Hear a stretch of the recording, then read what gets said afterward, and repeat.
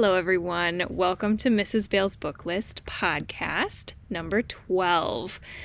I'm going to be reviewing Squished by Megan Wagner Lloyd and Michelle Me Nutter.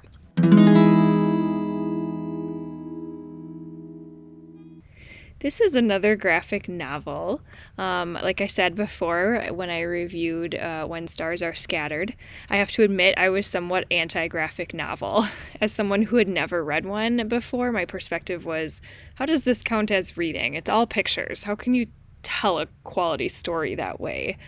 I kind of considered it cheating for the middle school grade level.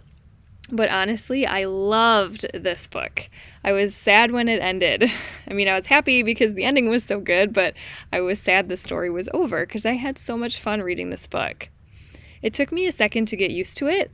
Do I focus on the words or the pictures? Which speech bubble is supposed to be read first? But after a while, I realized how beautifully the pictures and the words tell the story together.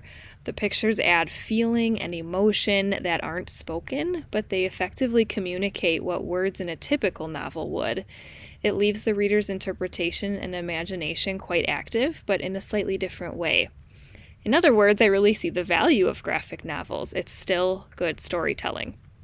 Much like novels in verse, graphic novels can lessen the intimidation hesitant readers feel toward reading a whole book. I read this book in one day, probably a total of about an hour or two. I didn't want to put it down. It was so much fun to read. I laughed, I felt emotion. It was truly a great story. Okay, to the plot. Avery is an 11-year-old girl entering the summer before 6th grade. She's the second of 7 siblings, and although she does her best to be the helpful big sister she knows she should be, she can't help feeling a bit squished. She makes it her mission to earn enough money to renovate the family's basement into her own bedroom. There she dreams she can finally have some place all to herself, where her little sisters and brothers won't be allowed to mess with her art supplies or keep her awake at night by practicing violin or dropping stuffies out of the crib. But of course, her money-making endeavors do not go according to plan, and Mom and Dad have a real wrench to throw into the mix. They might be moving the family to Oregon soon. The book is a hilarious peek into the home of a family of 9. Much is expected of Avery, but much is also given to her in the form of love, encouragement, and helping hands. The story highlights both the joys and challenges of growing up with so many personalities and needs around the house, but shines a bright, bright light on the enormous support system that each child in the house has because of their siblings and parents. The overarching message is that our family sticks together. As life around them changes, the love and bonds they share are steady. I didn't want to stop reading about this family. I just love them so much.